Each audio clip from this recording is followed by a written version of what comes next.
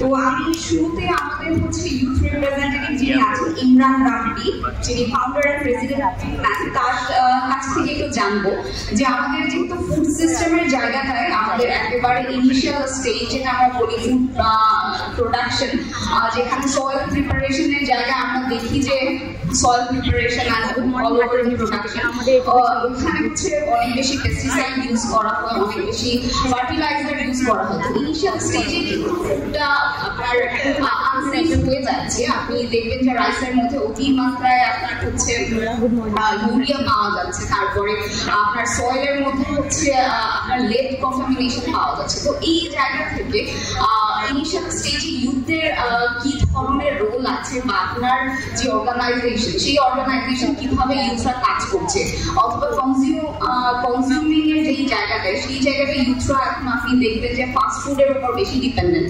তো সেই জায়গায় হচ্ছে ফাস্ট ফুডের ফুড বলতে আমরা এখন জানি যে এটা টোটালি আনসেফ। তো সেই জায়গা থেকে হচ্ছে ইউথরা কিভাবে কাজ করছেন, কিভাবে কাজ করতে পারে, সেটা যদি আপনি বলেন। আসসালামু আলাইকুম, আমি ইমরান রাফি, আমার বাসা সাতক্ষীরা উপকূলীয় জেলাতে, এবং আমি কাজ করছি ট্রেডম্যান নামে একটা ইউথ অর্গানাইজেশনে। আর আজকে এখানে আমি উপস্থিত থাকতে পেরে আসলে আন্তরিকভাবে ধন্যবাদ এবং কৃতজ্ঞতা জানাতে চাই উপস্থিত যারা আছেন এবং আমার সাথে বিজ্ঞ প্যানেলিস্ট যারা আছেন, সকলকে শুভেচ্ছা। তো আমার কাছে যেটা জানতে চাওয়া হয়েছে যে আমি নিজেও সাতক্ষীরাতে বড় হয়েছি ছোটবেলা থেকে। আমার দাদা বাবা বা কৃষক নির্ভর একটা পরিবারে বড় হয়েছি। সেই জায়গাতে কৃষির সাথে আমি খুব ছোটবেলা থেকে সরাসরি সংশ্লিষ্ট।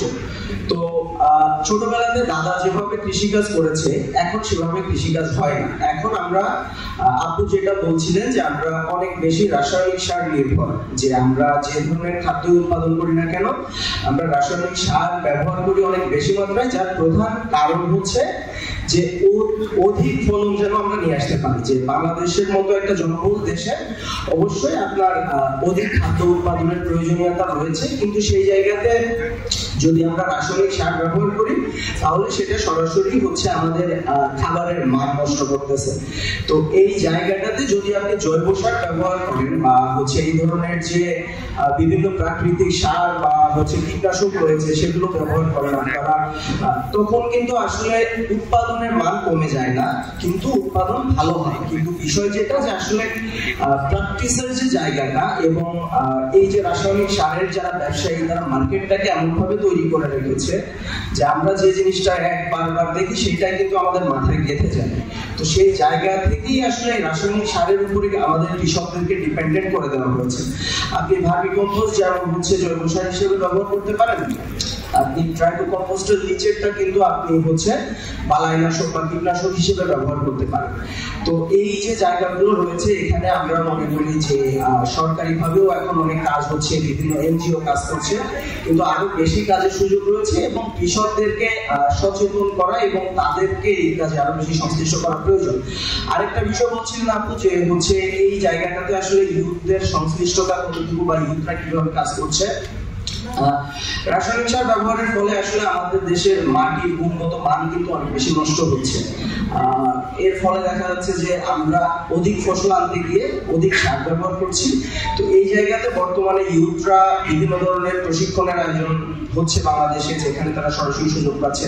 আমি নিজেও সানি নেটওয়ার্কের একজন ইউথ লিডার, যেখানে আর কি আমরা ফুড সিস্টেম লিডারশিপের বিষয়ে ট্রেনিং পেয়েছি। তারপরে আমরা রুট লেভেলে অনেককে প্রশিক্ষণ দিয়েছি এবং এই ইউথরা সরাসরি হচ্ছে আপনার এখন এই খাদ্য ব্যবস্থা নিয়ে কাজ করছে, যেখানে কোনো ইউথ সরাসরি কৃষকদেরকে সচেতন করছে কিভাবে হচ্ছে রিজেনারেটিভ এগ্রিকালচার যেটা বা স্মার্ট এগ্রিকালচার যেটা, ক্লাইমেট স্মার্ট এগ্রিকালচার যেটা, এইগুলোকে ইনকর্পোরেট করা যায় সেই জায়গাতে। তারা পাশাপাশি হচ্ছে সরাসরি খাদ্য নিরাপত্তা নিয়ে কাজ করছে, যে খাদ্য নিরাপত্তার মান কিভাবে বাড়ানো যায় বা হচ্ছে এই জায়গাতে কিভাবে মানুষদেরকে বা হচ্ছে আমাদের ইউথদেরকে সংশ্লিষ্ট করা যায়।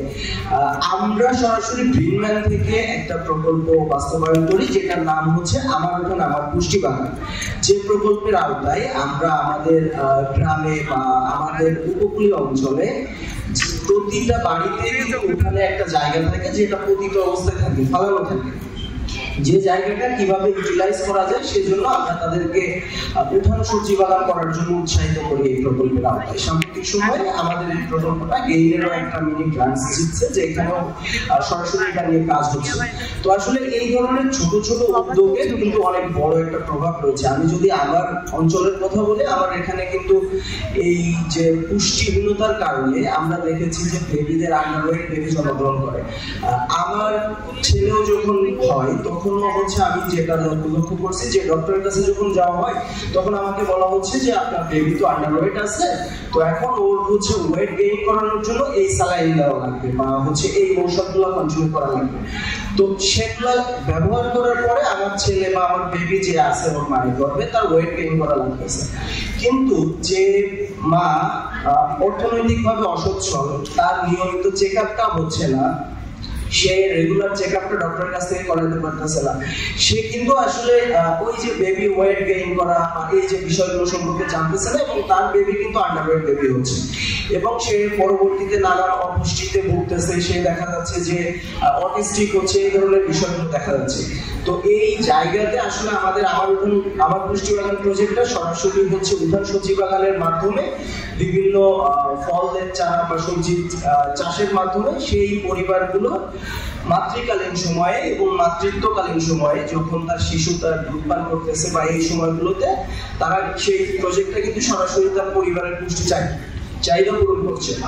তো আমরা চাই যে এই ধরনের উদ্যোগকে যেন আরো বেশি উৎসাহিত করা হয়, এবং বাংলাদেশ ব্যাপী এখন অনেক ইউথ অর্গানাইজেশন কাজ করছে, সরাসরি সরকার এবং বিভিন্ন এনজিও তাদেরকে সাপোর্ট করছে। তো আমরা চাই যে এটা যেন কন্টিনিউটিটা থাকে, এবং ধন্যবাদ সকলকে। Thank you ইমরানকে। সে সুন্দর মতো বললো যে তার অর্গানাইজেশন কি ধরনের কাজ করছে এবং তারা কিভাবে প্রোডাকশন লেভেলে যে ফুড সেফটির অ্যাসুরেন্সের জায়গাটা, সেই জায়গা থেকে তারা কিভাবে সচেতন করছে কমিউনিটিকে, অ্যান্ড কিভাবে এটা স্কেল আপ করা যায়।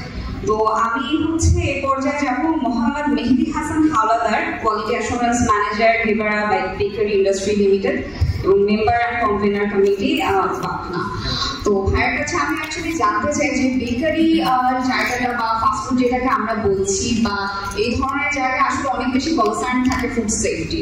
তো সেখান থেকে হচ্ছে আপনারা কিভাবে এটা অ্যাসিওর করবেন যে এটা হচ্ছে কি সেফ, বা এই জায়গাটা মানুষের বিশ্বস্ততা এখন কমে গেছে যদিও এটার উপর ডিপেন্ডেন্সি অনেক বেশি, তো সেই জায়গা থেকে আপনারা কিভাবে কাজ করছেন? আর আরেকটা জায়গায় আমি মেনশন করবো, দেখা যায় যে আমরা জানি যে যে খাদ্যদ্রব্যের মধ্যে যে সিলটা থাকে, যেখানে হচ্ছে কোয়ালিটি অ্যাসুরেন্স বা আপনার কি কি ইনগ্রিডিয়েন্টস আছে সেগুলো হচ্ছে মান দেওয়া থাকে। তো কিছু জায়গায় হচ্ছে কি এই মানগুলো আপনার প্রপার থাকে না বা মিস ইনফরমেশন দেওয়া থাকে। তো সেই জায়গাটা থেকে আপনারা কিভাবে কাজ করছেন এবং কিভাবে হচ্ছে নাগরিকরা এই জায়গায় ট্রাস্ট করতে পারবে?